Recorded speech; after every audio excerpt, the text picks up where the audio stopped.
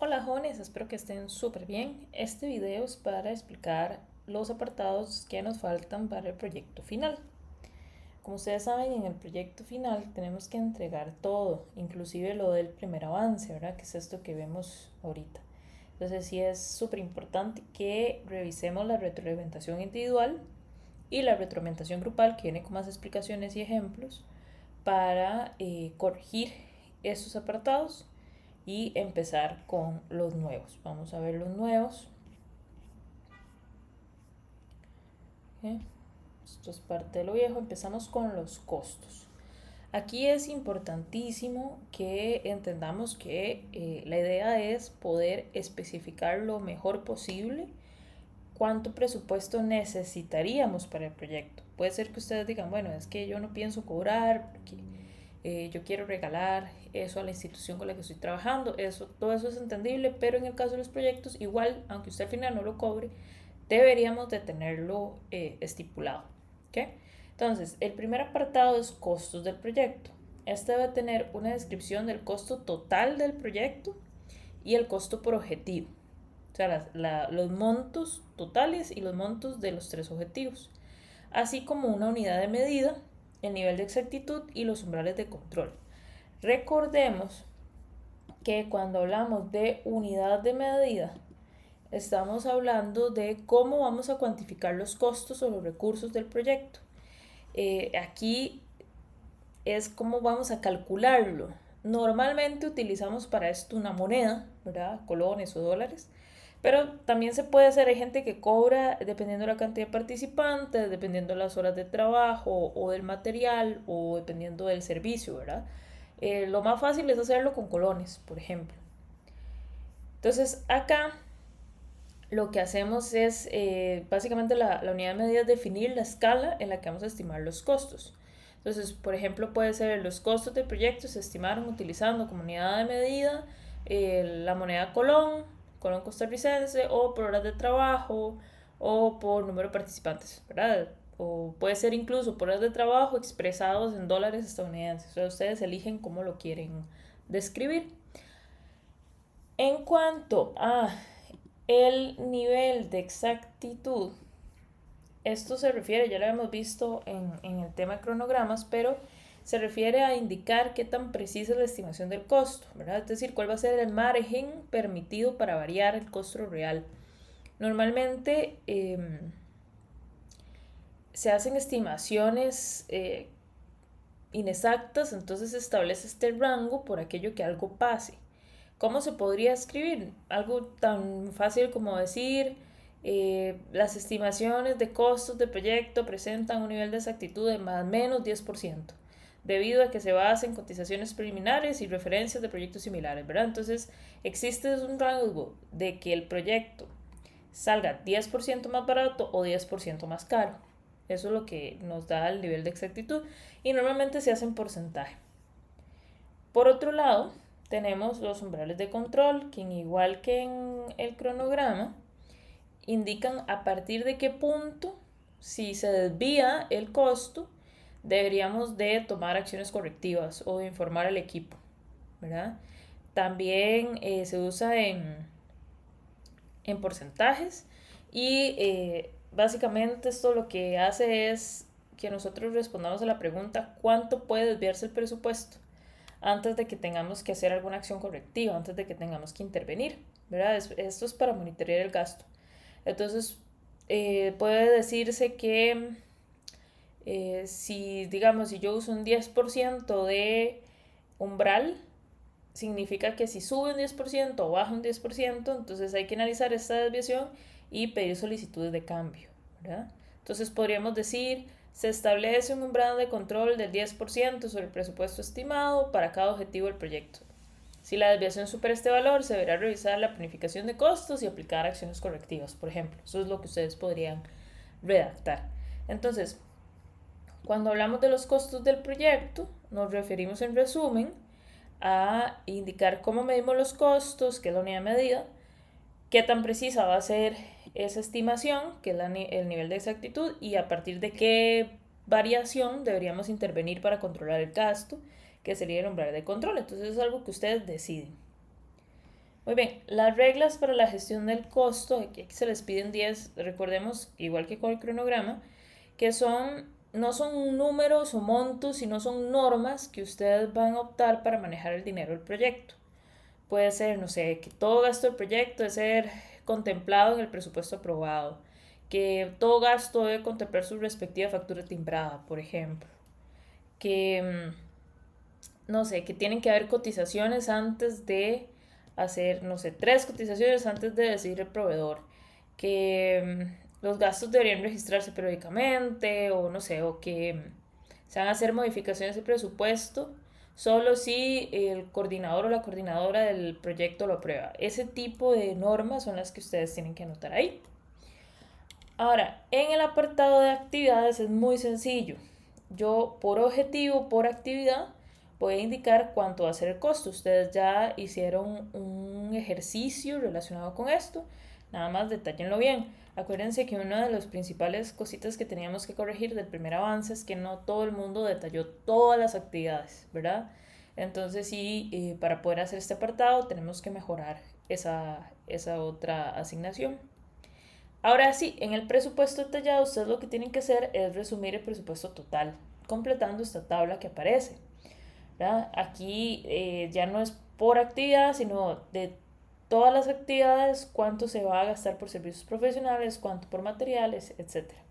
Aquí se les pone también transporte y comida, reservas de contingencia, el 13% del IVA, el 10% de la caja y si fuera necesario algún servicio extra. Entonces ahí lo pueden, por ejemplo, no sé, un servicio profesional de diseño gráfico, por ejemplo. Entonces ahí lo pueden anotar. Es súper importante que recuerden que por términos de APA ustedes no pueden anotar el título presupuesto detallado y después solo pegar la tabla, ¿verdad? Tiene que haber un texto que introduzca y que referencie la tabla. Muy bien. En cuanto a la calidad del proyecto, acordémonos que la calidad no se refiere solo a el producto final o al entregable final, sino que son todos los procesos que se hacen en el proyecto que se hagan ojalá de la manera más ordenada, cumpliendo estándares específicos y de manera correcta. Entonces acá debemos definir qué significa hacer bien el proyecto de ustedes, o sea, los requisitos de calidad, cómo vamos a mejorar los procesos si detectamos problemas, que sería el plan de mejora, y cómo vamos a medir si realmente estamos cumpliendo con los requisitos de calidad. Y para eso son las métricas y las listas de verificación. Entonces vamos a empezar con el primer apartado, que son los requisitos. Aquí ustedes tienen que especificar cuáles van a ser los requisitos mínimos para definir una adecuada calidad en los procesos del proyecto y las estrategias con las que vamos a cumplir esos requisitos. ¿Okay? Entonces, ojo, los requisitos de calidad recuerden que son condiciones mínimas que tenemos que cumplir en los entregables del proyecto para considerar que sean adecuados. Entonces, básicamente nosotros nos tenemos que preguntar qué debe cumplir este entregable para que digamos que el proyecto se hizo bien, ¿verdad? Además, debemos incluir las estrategias para asegurar que esos requisitos se cumplan. Entonces, aquí hay que tener cuidado con algo. Ojo, ojo, ojo. Los requisitos no es igual a los criterios de aceptación que ustedes anotaron en el alcance del proyecto. Los requisitos de calidad se definen o definen cómo debe ser el proceso o el producto para que tenga calidad. Mientras que los criterios de aceptación que nosotros anotamos en el alcance son las condiciones concretas que verifican que se puede aprobar el entregable. Es otra cosa. Entonces, los requisitos de calidad describen cómo debe ser algo y los criterios de aceptación indican cuándo podemos decir que eso está terminado. Por ejemplo, un requisito de calidad es los materiales formativos deben ser claros, pertinentes, coherentes con los objetivos del proyecto. En cambio, un criterio de aceptación, la guía metodológica incluye al menos 5 actividades prácticas. Es diferente, ¿ven? O sea, el criterio de aceptación normalmente está relacionado con cantidades y los requisitos de calidad normalmente están relacionados con cualidades. ¿Ok? Entonces, por ejemplo, yo en este apartado, yo si tuviera, por ejemplo, proyecto de capacitación, podría decir que el programa formativo debe presentar coherencia entre los objetivos del aprendizaje, los contenidos y las actividades propuestas. Ese es el requisito de calidad, la coherencia. y su estrategia de cumplimiento será la revisión del programa del equipo académico y el ajuste de contenidos. ¿Ah? Otra cosa puede ser que los materiales sean claros, comprensibles, adecuados al nivel de las personas participantes, por ejemplo, y que va a ser revisado por juicio de expertos. Esa sería la estrategia. No sé, otra estrategia podría ser reunión de seguimiento del programa o también podría ser aplicación de los instrumentos de evaluación, ¿verdad? Entonces, recuerden que los requisitos de calidad serían esas cualidades que deberían tener sus entregables para que sean buenos, no, no las características o cantidades para saber si ya se terminó, esos serían los criterios de aceptación, sino las cualidades para que estén bien y qué estrategia vamos a usar para asegurarnos de que cumplan esas cualidades.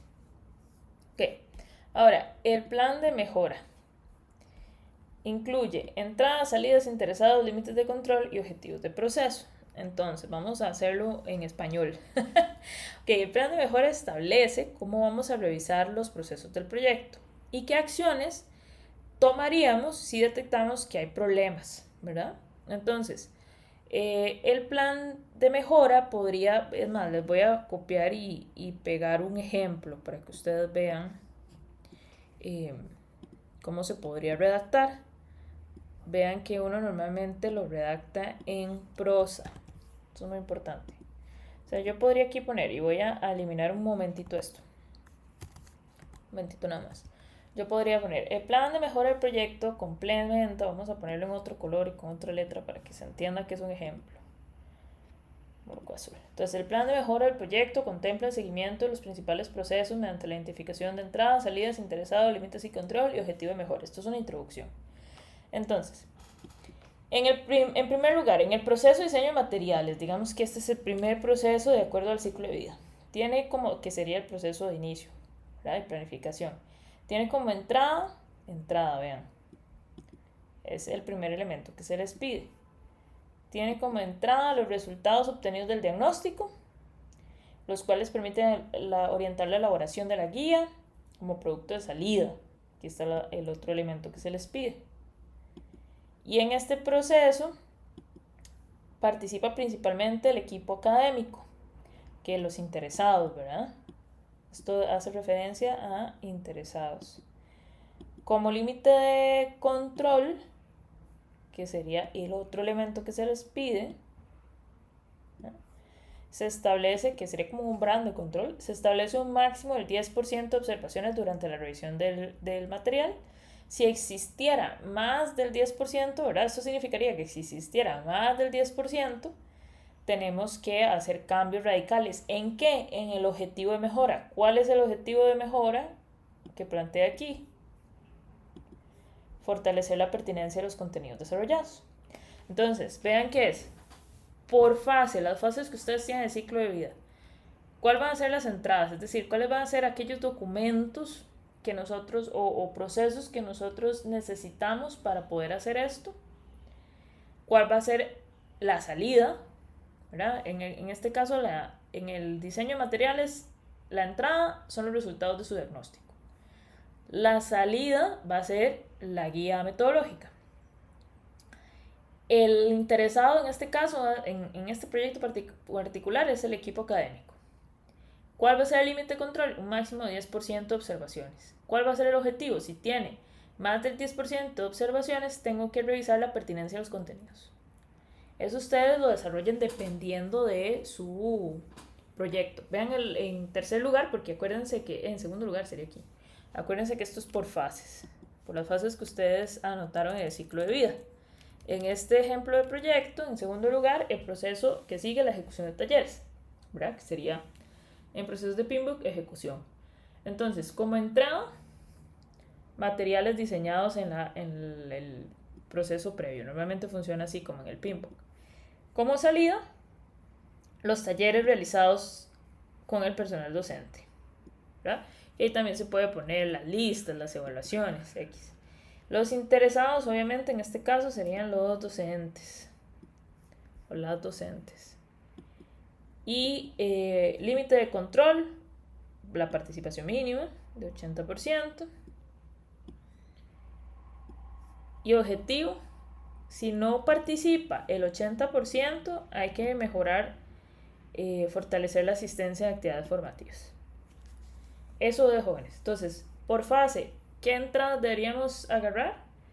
Normalmente en la primera fase siempre ustedes van a agarrar los resultados del diagnóstico. En la segunda fase van a agarrar la salida que pusieron en la primera fase. ¿De acuerdo? ¿Cuál va a ser el límite de control? ¿Hasta dónde deberíamos de tener cuidado en la calidad? ¿Y cuál va a ser el objetivo de mejora? Eso es lo que hay que hacer. Ven, por ejemplo, aquí finalmente en una tercera fase, que es el proceso de evaluación, van a tener como entrada los resultados obtenidos del taller y salida el informe final, la persona interesada, la dirección, límite de control, un nivel de satisfacción de los talleres de mínimo el 70, y si no se alcanza el 70, el objetivo de mejora sería para más adelante fortalecer el impacto del programa. Eso tiene que estar ahí. ¿Qué? Muy bien. Ahora, métricas de calidad y listas de verificación. Realmente las métricas de calidad casi que las sacamos de este apartado que acabamos de hacer, porque son los indicadores que permiten medir si los procesos o integrales del proyecto cumplen con los estándares definidos, ¿verdad? Normalmente son números o indicadores, o lo que en las empresas en corporate llamamos KPIs, ¿verdad? Que los KPIs, que son como los índices claves de desempeño, por ejemplo, la participación que nombrábamos ahora de los que serían estos umbrales o estos, ¿cómo se llaman? Límites de control. Por ejemplo, una de las métricas es participación mínima de 80% o un nivel de satisfacción mínimo del 70%. Ven, lo sacamos de aquí. Entonces, ok, las métricas son esas. Y deberíamos de aquí anotar una lista de verificación de acuerdo a cada proceso, ¿verdad? Aquí yo les pido al menos una lista, pero en teoría deberíamos tener una por cada proceso. Entonces vean qué bonito. Yo puedo, para la ejecución de talleres, tener esta lista de verificación. ¿Ves? En ejemplo. Las listas de verificación son checklists, ¿ok? En las que nosotros básicamente utilizamos como herramienta para revisar si el proceso cumple con todos los criterios que nosotros definimos. Entonces, por ejemplo, para la ejecución de taller, hacemos un checklist como materiales preparados, lista de asistencia, actividades realizadas según la planificación, evaluación de la sesión, registro de resultados. Para nosotros, cuando apliquemos, poder agarrar esta listita y decir, listo, hicimos todo esto, estamos. Ya terminamos con la ejecución y que no se nos olvide nada. Esa es la idea de este tipo de elementos, ¿verdad? Esto es un ejemplo. Pongo otra letra para que nos acordemos. Ok. Hasta ahí calidad. Bien lindo, bien interesante y bien fácil. Recursos humanos del proyecto. Aquí es donde tal vez algunos de ustedes tengan dudas porque dicen, ¿y si soy solo yo? Que es difícil que sean solo ustedes en un proyecto, pero bueno, en el caso de que fueran ustedes, aunque el proyecto lo realice una sola persona, igual debe existir una planificación de los recursos humanos, porque aunque no haya un equipo gigante, sí tiene que quedar claro quién va a realizar cada rol y cómo se gestionará el trabajo. Entonces, en la gestión de proyectos siempre hay roles, aunque una misma persona cumpla todos los roles. Entonces, lo que tenemos que especificar aquí, si no tuviéramos más gente, es cuáles son los roles de ustedes en el proyecto, ¿verdad? En este apartado de roles y responsabilidades, voy a ponerlo en azul para que sepan que vamos por ahí, describimos en prosa los integrantes del equipo, ¿verdad? Que pueden ser solo ustedes o puede ser que ustedes digan, no, o sea, ya en serio, para hacer esto, yo debería tener más gente. Aunque no se, acuérdense que no necesariamente vamos a aplicar todo el proyecto, pero de lo que ustedes están planificando, ¿lo pueden hacer ustedes solos o debería haber más gente? ¿Verdad?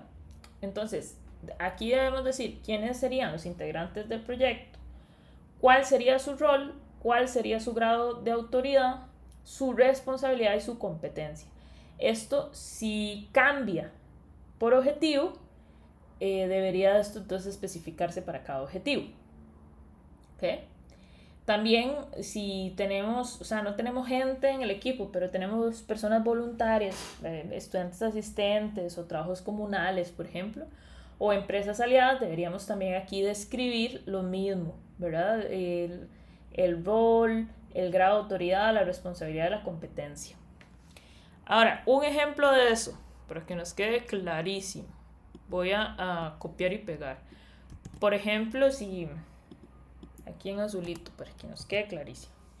Por ejemplo, la coordinadora del proyecto es responsable. Vean que nosotros tenemos que hablar de la responsabilidad de la planificación, ejecución y seguimiento de todas las actividades. Esto es en el caso, ¿verdad?, de que solo sea una persona en el proyecto. Entonces aquí ya tenemos la responsabilidad.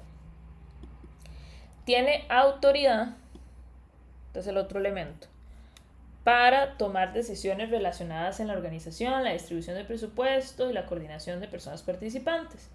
Puede ser que yo tenga una persona abajo que no tiene autoridad para tomar decisiones, pero tiene voz. Entonces uno dice, bueno, tiene la autoridad de comunicar sus preocupaciones, más no de tomar decisiones, digamos. Eso es algo.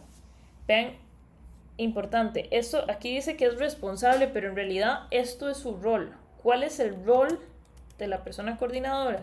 La planificación, ejecución y seguimiento. La autoridad es poder tomar decisiones. Las responsabilidades, que es lo que viene aquí, es el diseño de los instrumentos, del diagnóstico, de la elaboración de materiales, de la ejecución, la elaboración del informe. ¿Y qué competencias requieren para esto? Formación en educación y experiencia en diseños de procesos formativos. Eso, obviamente, esto es un ejemplo así como súper genérico, pero obviamente va a depender de cada persona y de cada proyecto, ¿verdad? El tipo de formación que debería tener o el tipo de experiencia. A eso se refieren con las competencias. Yo podría aquí incluir, decir, bueno, es que mi equipo, además de mi persona, tiene también un diseñador o una diseñadora gráfica. Entonces, ¿cuál es su rol? La diagramación del diseño visual. Ok, ahí está. ¿Cuál es su nivel de autoridad? Se limita, vean, a la propuesta visual de los documentos, que igual tiene que ser aprobada por la coordinación, ¿ven? Entonces esa es su autoridad, hasta ahí llega. Sus responsabilidades se encuentran en el diseño de qué es lo que va a hacer, ¿verdad? El diseño de la guía metodológica y los materiales. Y tiene que tener experiencia, tal vez no en educación, pero sí en diseño editorial y manejo de softwares. Eso es. Yo hace muy poco, el año pasado, hice un proyecto de maestrías digitales en la universidad en la que trabajaba. Yo era parte de un proyecto. Entonces, mi jefe, que era el coordinador del proyecto, su rol era la supervisión. No planificaba, no ejecutaba, era la planificación. Había otro compañero que era el encargado de lo curricular. Entonces, esta persona hacía la revisión de que todos los materiales y todos los documentos estuvieran alineados a la propuesta curricular, pero no hacía los materiales. Habían otros docentes, en administración específicamente, que se encargaban de hacer los programas y de hacer las presentaciones.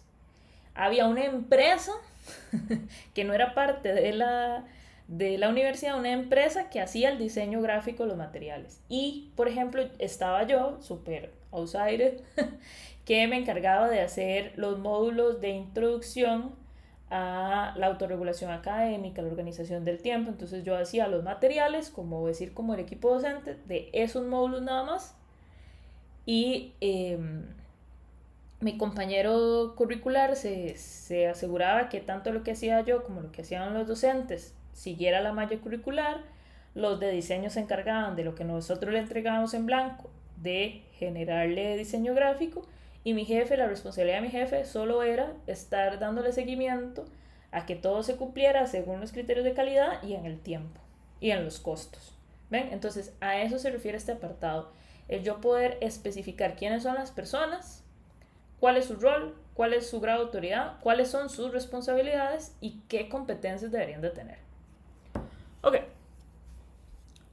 Cuando hacemos el plan de administración de personal, bien bonito esto. Ah, me faltó una instrucción acá, vean. Ojo, porque a esto a algunos de ustedes se les olvidaba en en el anterior. Tienen que adjuntar una imagen con el organigrama del equipo. Una imagen, voy a darles como ejemplos. Podría ser algo tan sencillo como algo así. Ustedes son el coordinador y puede ser que tengan abajo servicios externos como como el diseño instruccional, y que el patrocinador sea la dirección institucional, ¿verdad? Puede ser algo más como esto, que entonces hayan otras personas en el equipo. Aunque no es necesariamente, y esto es importante, depende mucho del proyecto de ustedes, puede ser que ustedes estén planificando el proyecto, pero que ustedes necesiten de otros compañeros o compañeras de la institución en la que están trabajando, ¿verdad? Un equipo académico, un equipo de apoyo, o por ejemplo, lo que les explicaba la última vez del proyecto del instrumento de evaluación docente. Ustedes lo leyeron para el estudio caso. Un equipo, hicimos el instrumento, pero necesitábamos equipo de apoyo, específicamente la gente de TI, para que lo subiera a la plataforma de la universidad. Entonces, aunque no necesariamente están liderando el proyecto, son parte del proyecto porque tienen un rol, ¿ah? O puede ser algo más, no sé, un poquito más elaborado, dependiendo de la cantidad de gente que haya, ¿no? Entonces, ustedes lo que necesitan es, normalmente tiene un patrocinador, que es el que está arriba, que es parte del equipo. Acuérdense, lo vimos en el primer estudio de caso, en el caso del proyecto de educación física, el proyecto español, que por ejemplo la municipalidad era parte del equipo del proyecto. Entonces tenemos que anotarlo ahí. ¿Okay? Tienen que adjuntar una imagen, eso es súper importante, que no se les olvide ese diagrama. Aunque ustedes lo expliquen en prosa, además hay que adjuntar una imagen para que se note visualmente las jerarquías, que eso es un organigrama en realidad, no tiene que ser complejo. Ok, plan de administración del proyecto. ¿Qué hacemos aquí? Aquí se debe describir si se necesita adquirir personal o no. En caso de que sí se ocupe adquirir personal, ¿verdad? Hay que explicar cómo va a ser el proceso para adquirirlo. Además, hay que incluir un calendario de las necesidades de recursos, o sea, a quiénes vamos a necesitar en cada etapa del proyecto. ¿Cuáles etapas? Las fases estas que hicimos en el ciclo de vida. ¿Okay? ¿Cuáles van a ser sus necesidades de capacitación, si es que necesitan, ¿verdad? ¿Cuáles y cómo van a ser recompensados? Y las modalidades que vamos a usar para verificar que cada quien esté cumpliendo, cada recurso humano esté cumpliendo con sus responsabilidades, ¿verdad? Evaluaciones o no sé, la asistencia o informes que ellos entregan, ¿no? Entonces, si el proyecto está desarrollado solo por una persona, tenemos que especificar: el proyecto se hará responsable solo la coordinación del proyecto, por lo que no se requiere la contratación de personal adicional.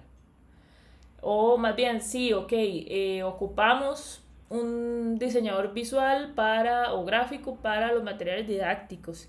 Entonces se va a contratar de manera externa mediante una contratación por servicio profesional, por ejemplo. Eso en cuanto a la necesidad, ¿verdad? Si se necesita adquirir personal. Ahora, si hablamos de, voy a irme de una vez al tema de la capacitación, es si no se requiere, bueno, no se requiere capacitación adicional para el desarrollo del proyecto, debido a que la persona cuenta con la experiencia previa en el área, o todo el equipo cuenta con la experiencia. O sí, se tiene, vuelvo al ejemplo del diseñador gráfico, se tiene que realizar una breve inducción al diseñador gráfico sobre los objetivos pedagógicos del proyecto. Entonces se necesitará una reunión de 1 hora para esto, ¿verdad? Ahí depende del proyecto, hay proyectos más complicados, ¿verdad? Entonces a veces se necesita una semana de capacitación, eso depende mucho del proyecto. Si eso que estaba hablando era de la capacitación, ¿verdad? En el tema de... ¿qué es esto de acá? En el tema del calendario, que fue el que me salté, en realidad ahí lo que ustedes tienen que poner, ok, en las fases, ¿usted necesita un diseñador gráfico en todas las fases? Puede ser que no, puede ser que usted solo lo necesite en la planificación y no lo necesite en la ejecución o en la evaluación o en el cierre. Puede ser que usted necesite un charlista. ¿Necesita el charlista en la fase de inicio y planificación? No, probablemente solo necesita en la fase de ejecución. Entonces tiene que hacer un calendario explicando eso. Puede ser un parrafito. Ahora, en el término de recompensas o reconocimiento, puede ir desde, bueno, le vamos a pagar por servicios profesionales al diseñador gráfico, ¿ya? O va a recibir un pago al final del diseño de los materiales. O puede ser, bueno, al charlista le vamos a dar una certificación de participación en la charla y vamos a darle un regalo, un presente significativo por su ayuda. No necesariamente tienen que ser pagos. Por eso es que hablan de recompensas o reconocimientos. Y en cuanto a cuáles van a ser las modalidades para verificar el cumplimiento, es lo que el ejemplo que viene aquí entre paréntesis, ¿verdad? Evaluaciones de desempeño, pueden ser registros de asistencia. Por ejemplo, uno podría redactar algo como el cumplimiento de las responsabilidades se verifica mediante la revisión de los entregables del proyecto y las reuniones periódicas, ¿verdad? Eso ustedes lo definen. Ok. Y con esto terminamos esta área de conocimiento. Es eso, vean que todo lo del proyecto es sencillo, nada más que hay que darle cabeza. Ok, comunicaciones del proyecto. Acá lo que tenemos que tener muy claro, ¿verdad? Es que la comunicación del proyecto define qué información se va a compartir, con quién, cuándo y cómo. Ojo, aunque ustedes solo sean una persona, igual existe comunicación dentro del proyecto porque igual hay que comunicarnos con personas interesadas, ¿verdad? La dirección, docentes, instituciones, etc. El primer apartado son los aspectos generales de comunicación. Entonces, los aspectos generales de comunicación describen el idioma, el formato, el contenido, el nivel de detalle o los plazos y frecuencias requeridas. Entonces, un ejemplo, se los voy a copiar y pegar para que les quede así súper claro, en otro color y todo. Un ejemplo, la información del proyecto será comunicada principalmente en español, ahí está el idioma, mediante informes escritos, es el formato, correos electrónicos y reuniones, ¿verdad? Los plazos se presentarán de manera mensual o al finalizar del proyecto para ver plazos y frecuencias. ¿Y qué va a incluir? ¿Cuál es el contenido o el nivel de detalle? El progreso de actividades, resultados obtenidos y posibles ajustes de planificación. Eso es un ejemplo de redacción. Y ya, puede ser un párrafo, jóvenes. En el caso de responsables de la comunicación, aquí lo que tenemos que describir es la persona o las personas que van a ser los responsables de comunicar, ¿no? En proyectos grandes normalmente hay gente de mercadeo que se encarga de eso, hasta de escribir los correos.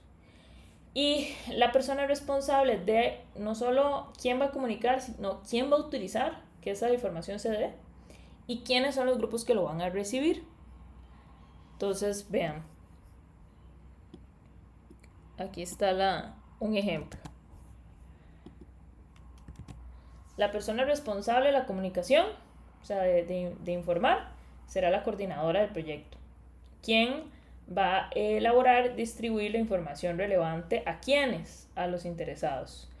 Y aquí podríamos ser más descriptivos, ¿verdad? ¿Quiénes son los interesados? Entonces podríamos decir docentes, dirección, estudiantes, familias, depende, ¿verdad? Y aquí, muy importante, en caso de informes formales, estos se deberán contar con la aprobación de la dirección institucional antes de su difusión. Puede ser que sea así y puede ser que nosotros digamos, y las comunicaciones por correo a interesados deben ser aprobados por la oficina de orientación, por ejemplo. Esto, como les digo, es que yo no les puedo decir qué anotar porque depende de su proyecto. Lo que sí es que tienen que estar las personas responsables de comunicar, las de autorizar y quienes van a recibir la información. Por último, vamos a dejar este apartado más abajo, están los métodos de información. Aquí lo que tienen ustedes que escribir son los métodos o tecnologías que van a usar para transmitir esta información, ¿verdad? Además de los recursos que van a utilizar para la comunicación. Y en recursos hablamos de tiempo, recurso humano y dinero también, si fuera necesario. Entonces, algunos posibles ejemplos: correo electrónico, reuniones presenciales, reuniones virtuales, documentos digitales, plataformas institucionales, grupos de mensajería, ¿verdad? Entonces uno puede redactar esto, voy a darles un ejemplo. Uno puede redactarlo de esta manera. La comunicación del proyecto se realizará principalmente mediante correo electrónico para el envío de convocatorias, informes y documentos oficiales. Se utilizarán reuniones virtuales para el seguimiento de actividades y mensajería instantánea para recordatorios y coordinación logística. Aquí podríamos poner, por ejemplo, por medio de Teams, ¿verdad? O por medio de WhatsApp. ¿Cuál va a ser el medio oficial según nuestro proyecto que vamos a usar? ¿Verdad? Y la comunicación del proyecto será gestionada por la coordinadora del proyecto. Se estima una dedicación aproximada de 2 horas mensuales para la elaboración de informes y coordinación de reuniones. Y, por ejemplo, en este caso podríamos decir que no prevé costos adicionales, ya que se utilizarán plataformas gratuitas. Pero yo podría decir, se prevé, podría pasar, un gasto de, si mi unidad de medida fueran dólares, de $1000 para la... para la plataforma MailChimp, que es una plataforma de es así, MailChimp, de correos electrónicos, donde yo puedo enviarle correos a 500 personas. Por ejemplo, yo hice un proyecto de seguimiento de graduados y que era enviar un instrumento y después hacer un artículo científico y demás. Y nosotros teníamos que usar MailChimp porque el correo institucional se bloqueaba cuando usted enviaba más de 200 correos, y para lograr la muestra ocupábamos 400 personas y habían 1200 estudiantes, entonces había que pagar MailChimp para poder hacer ese proyecto. ¿Ven? Ese tipo de cosas es lo que tenemos que anotar aquí. Ojo esto, a veces uno, haciendo los apartados de las diferentes áreas de conocimiento, se da cuenta que necesita, por ejemplo, MailChimp y no lo había retomado en costos, entonces se devuelve uno y lo anota, ¿verdad? Aquí puse siempre, son 1000. Ese tipo de cosas, esas actualizaciones del documento hay que irlos haciendo en la medida que vamos haciendo las áreas de conocimiento, ¿verdad? Para que lo tomen en cuenta. Acuérdense que en el Pinbook y en los videos que yo les mandé hablábamos mucho que una salida son actualizaciones del documento del proyecto, es eso, que cuando uno está haciendo estas cosas hasta este momento puede ser que se dé cuenta que necesite pagar algo, entonces se tiene que volver a la gestión de costos y actualizarlo. Muy bien, riesgos, lindísimo, esto me encanta. A ver, el riesgo, este apartado es para las personas que nos gusta prevenir, ¿ok? Y es muy importante porque puede hacer que nosotros logremos que, a pesar de que hayan circunstancias negativas, podamos tener un plan B, ¿verdad? Entonces, ¿qué es un riesgo? Es algo, un acontecimiento que no ha ocurrido, pero que si ocurre puede afectar el proyecto. Entonces, cuando hacemos este apartado, lo que hacemos es anticipar problemas antes de que sucedan y definir qué vamos a hacer si ocurren. ¿Ok? Entonces, lo primero es hacer la lista de riesgos identificados. Entonces, hacemos una pequeña introducción acerca de la importancia de esta detección de riesgos y que en la tabla 4 vamos a encontrar los riesgos, los posibles eventos riesgosos por objetivo y cuál podría ser su impacto. Entonces, llenamos la tabla 4. Por ejemplo, en un primer objetivo de diseño, puede ser que un riesgo sea el retraso en la elaboración de los materiales, que el diseñador gráfico se nos retrasó. ¿Cuál puede ser el impacto? Una afectación en el cronograma del proyecto. Entonces yo podría poner aquí el primer objetivo específico, ¿verdad? Que es diseñar, taca, taca, taca. ¿Cuál es el riesgo? El riesgo es el retraso en la elaboración de materiales. ¿ok? El impacto de afectar el programa, ¿no? Del cronograma del proyecto. Ese es el impacto. Vean que aquí hay varias filas, para que no nos confundamos como la vez pasada. ¿Qué significa? Que yo puedo tener varios eventos riesgosos en un mismo objetivo. Si tenemos que agregar más filas, se las agregamos. Si ustedes ven que solo hay un evento, pues entonces eliminan las filas, pero raramente hay solo un evento, ¿no? Ok, después de que nosotros hacemos esto, vean que dice aquí, cuidado se les olvida leer las instrucciones, vean que dicen concluir con una lista de riesgos de acuerdo al impacto. Entonces yo puedo anotar, por ejemplo, voy a copiarles y pegar el ejemplo que tengo aquí. De todos los riesgos que yo anoté, tengo que clasificarlos en riesgos de alto impacto, impacto medio e impacto bajo. Y a colocar entonces, bueno, impacto alto, si hay baja asistencia en los talleres, porque uno de mis criterios de medición es la participación. Eso es un riesgo alto. Retraso en la evaluación. Medio, problemas técnicos en el formulario de evaluación, que esté ejecutando el taller y que no funcione el código QR, ¿verdad? O de impacto bajo, que haya un retraso pequeñito en los procesos de ejecutar los informes parciales. Entonces, no es que no se va a dar, pero si pasa, es más fácil resolverlo. Entonces vean que los riesgos de alto impacto son aquellos que si pasan, me alteran las métricas. De impacto medio son los que si suceden, tienen posibilidad, no es que de fijo alteran, pero tienen posibilidad de alterar las métricas. Y impacto bajo son cosas que yo puedo hacer algo muy sencillo para resolverlo. ¿Okay? Este es un ejemplo de la lista que hay que hacer al final. Muy bien. Después de hacer esto, o sea que yo reconozco los eventos, los impactos y el nivel de impacto de cada riesgo, tengo que hacer una lista de respuestas potenciales. Es decir, tengo que describir qué voy a hacer. Entonces, ustedes aquí explican qué harían si el riesgo ocurre. Es decir, describen las estrategias o planes alternativos o planes B que pueden permitirles a ustedes reducir el impacto de los riesgos que ustedes identificaron. Entonces, si yo identifiqué que un riesgo es el retraso en la elaboración de materiales, un plan B es ajustar el cronograma priorizando actividades de ejecución. Eso es un plan B. O un plan B es contratar a otro diseñador gráfico, digamos, por ejemplo. O realizar por medio de Canva los materiales con un diseño menos elaborado. ¿Cuáles son los plan B que ustedes harían en caso de ese riesgo?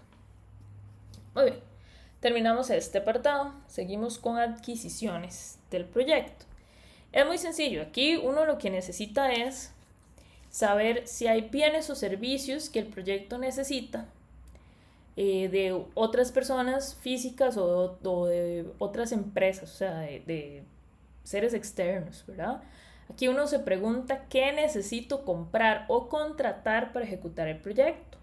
Esto puede ser catering service, bueno, los diseñadores gráficos que los hemos mencionado un montón. Pueden ser charlistas, puede ser hasta el lugar donde voy a imprimir mis materiales, donde voy a comprar hojas blancas. O sea, todo lo que yo compre, ¿de acuerdo? Si no tengo catering service, pero voy a hacer un cafecito y los compré, el pancito, lo compré en Fresh Market. Fresh Market es uno de mis proveedores, entonces tengo que hacer un plan de adquisiciones. ¿Qué es lo primero? Que bueno, también importante antes de entrar a los apartados. Si ustedes del todo, no van a requerir, lo cual es bien raro, comprar algo, tienen que especificarlo, ¿verdad? Pueden decir, el desarrollo del proyecto no requiere adquisiciones externas, ya que todas las actividades serán realizadas por la persona responsable del proyecto utilizando recursos institucionales disponibles. Pero es muy difícil, jóvenes. Normalmente uno necesita comprar cosas, pero bueno, digamos que no. Entonces nada más hacen ese párrafo y no tienen que hacer todo lo demás. En el plan de gestión de adquisiciones, ¿verdad? Que es esta primera parte, tenemos que describir los tipos de contratos que podemos usar o que vamos a usar, los documentos necesarios para hacer las compras, un cronograma de compras, o sea, cuándo hay que comprar las cosas, y quiénes van a ser las personas responsables de esas decisiones de compra o de la identificación de proveedores, ¿verdad? Dentro de nuestro equipo. Entonces, tipos de contratos. Esto que está acá. Chicos y chicas, de cultura general, hay 3 tipos de contrato. Cuando yo contrato a alguien por servicios profesionales, que le pago por horas. Cuando yo contrato a alguien, pero por un producto, no necesariamente por servicios profesionales, sino un producto en específico. O si hago una compra directa. Entonces tengo 3 tipos de contratos. Contrato por servicio profesional, contrato por producto entregable y compra directa. Eso es lo que hay. Entonces ustedes tienen que especificar cuál. ¿Cuál es la compra directa? Cuando yo voy al Fresh y compro el pan. Esa es la compra directa. ¿Okay? Entonces yo puedo redactar algo como: para el diseño visual de los materiales didácticos utilizo un contrato de servicios profesionales para un diseñador gráfico externo, ¿verdad? En el que voy a establecer entregables, plazos, condiciones de pago. Ok, documentos necesarios para hacer las compras. ¿A qué se refiere? Cotizaciones, facturas, contratos, comprobantes de pago, ese tipo de ejemplos. Yo podría decir, bueno, las adquisiciones del proyecto se realizarán mediante la solicitud de al menos 2 cotizaciones a proveedores potenciales y se tienen que formalizar mediante facturas o contratos de servicios. ¿Okay? Compras o cronograma de compras. ¿Cuándo voy a realizar esas adquisiciones? Que es esto de acá, ¿no? Vamos a pasar al cronograma. Es muy parecido al cronograma de recursos. Entonces yo puedo especificar: las adquisiciones del proyecto se realizarán principalmente durante la fase de diseño de materiales y antes de la ejecución de los talleres, con el fin de garantizar la disponibilidad de los recursos necesarios para el desarrollo de las actividades. Entonces uno lo puede hacer por fases, por las fases que ustedes ya tienen en el ciclo de vida. Y responsables. Esto acá. ¿Quiénes van a identificar proveedores y a hacer las decisiones de compra? Por ejemplo, la coordinación del proyecto. Va a evaluar las cotizaciones disponibles y seleccionar la opción que cumpla con los criterios de calidad y costos establecidos. ¿Okay? Eso es lo que tenemos que tener súper claro. Incluso podemos identificar proveedores y decir, bueno, los posibles proveedores van a ser diseñadores gráficos, independientes, imprentas locales, proveedores de materiales educativos, ese tipo de cosas. Ok, esto de acá también es muy sencillo. Criterios de selección de proveedores. Hay unas preguntas entre la página 323 y la 324 que ustedes se pueden hacer para seleccionar proveedores. Entonces, estas preguntas son criterios de selección, realmente, que nosotros deberíamos de especificar que vamos a usar para la adquisición de los recursos. Entonces, aquí explicamos cómo vamos a decidir qué proveedor elegir, ¿verdad? Tenemos 2 cotizaciones, no sé, tenemos PriceSmart y Maika. ¿Cuál de los 2 voy a elegir? Entonces voy a usar criterios de selección que me permiten a mí justificar por qué se eligió un proveedor y no otro. Esos criterios de selección son estas preguntas que están en estas páginas del PMBOK, en la 323 y 324. Los criterios de selección son bastantes, son un montón, que están redactados en el PMBOK en forma de preguntas, pero no es necesario usarlos todos. O sea, solo vamos a seleccionar los que tengan sentido para mi proyecto. Algunos criterios comunes son el costo del servicio, la experiencia del proveedor, la calidad del trabajo, el tiempo de entrega, la disponibilidad, ¿verdad? O referencias o trabajos previos. Entonces vean que uno aquí lo que especifica es cuáles son los criterios que yo voy a usar para elegir proveedor. Entonces vean, yo les tengo preparados 3 ejemplos para que ustedes vean. Y vean que son párrafitos, no es nada complicado. El proyecto requerirá la contratación de un diseñador gráfico externo para la diagramación de la guía metodológica y la selección del proveedor se realizará considerando calidad de trabajos previos, experiencia, costo del servicio y tiempo de entrega. Listo. Esos son los criterios que de todos los que hay, esos son los que yo elegí para esa adquisición. Si yo tengo que adquirir material didáctico, entonces aquí lo anoto, digo, bueno, se va a seleccionar en función del costo, la calidad y el tiempo. Si yo necesito una plataforma digital, requiere una licencia, va a seleccionarse todas las plataformas que hay, considerando funcionalidad, facilidad de uso y costo. ¿Ven? Los criterios pueden cambiar dependiendo de la adquisición que yo necesite. Muy bien, interesados del proyecto. Y con esto terminamos. En este apartado, que en realidad ustedes ya han ido avanzando, debemos identificar todas las personas o grupos que están relacionados con el proyecto, ya sea porque financian, autorizan, participan o se benefician de los resultados del proyecto. Y vamos a de una vez planificar o identificar qué posición tienen frente al proyecto y cuánta influencia pueden tener en el desarrollo del proyecto. ¿Okay?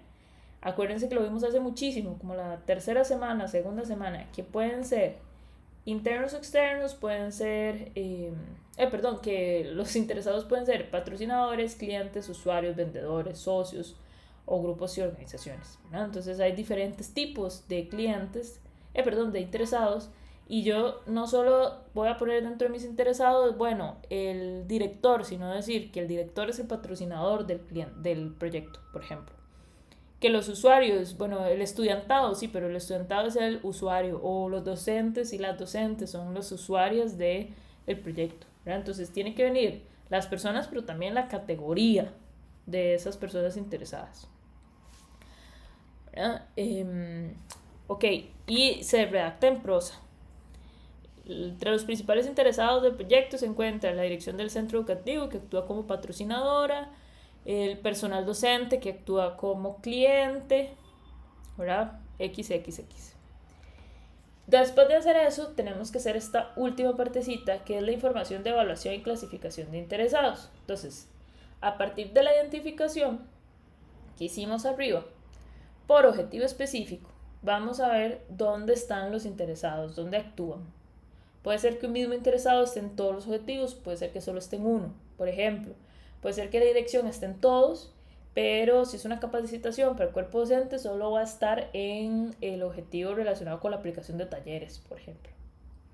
Entonces ahí los acomodamos y tenemos que definir si ese interesado o interesada es interno o externo, o sea, interno que pertenece a la organización en la que estoy trabajando o al equipo del proyecto, y externos que estén fuera de la organización. Tenemos que ver si es el tema de si son partidarios. Bueno, un ejemplo de internos, obviamente la dirección o la coordinadora del proyecto. Externos pueden ser proveedores, puede ser una comunidad. Es que eso depende mucho del proyecto. Ahora sí, en cuanto a si es partidario, neutral o reticente, acuérdense que esa es la posición que tienen frente al proyecto. Un interesado partidario es que apoya el proyecto. Un interesado neutral es que no tiene una posición clara. Y un reticente es que muestra reticencia o dudas o resistencia en el proyecto. Ojo, hay gente que no le gusta notar las personas reticentes o las personas interesadas reticentes. Es necesario identificarlos. Eso no es negativo. Más bien nos permite anticipar posibles riesgos y planificar qué podríamos hacer para gestionar a estos interesados que son más reticentes. Y por último, tenemos que identificar su nivel de influencia. Lo vamos a clasificar entre alta, media o baja. Alta sería si ese interesado puede determinar si el proyecto se realiza o no. Por ejemplo, una dirección de un colegio tiene una alta influencia. Media sería si puede influir, o sea, en algunas decisiones, no necesariamente si se hacen o no, pero si puede influir, si tiene voz al menos. Y baja si tiene poca capacidad de influencia. ¿Okay? Eso es lo que tenemos que hacer y con eso terminaríamos el informe final del proyecto. Cualquier duda me avisa.